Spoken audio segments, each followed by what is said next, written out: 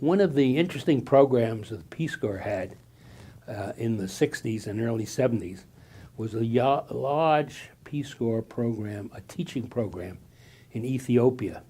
There were so many volunteers teaching in Ethiopian high schools that they made up one half of all the teachers in Ethiopia who had a college degree.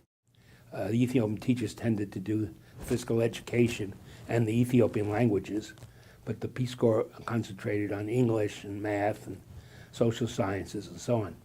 And you reached a point where you can't imagine a Ethiopian coming out of the school system without being taught by at least one Peace Corps volunteer, and probably 8 or 9.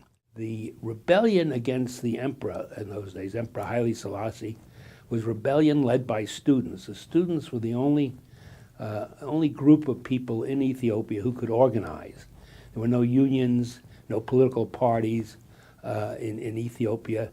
There was only one government newspaper, no other newspaper.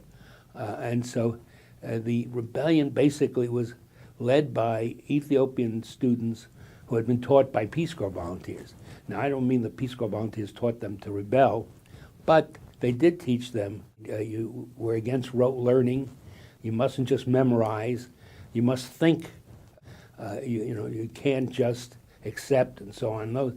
And in an empire like that of Haile Selassie, those were subversive thoughts. And so there was a role played by the Peace Corps in throwing out the emperor. My name is Stanley Meisler.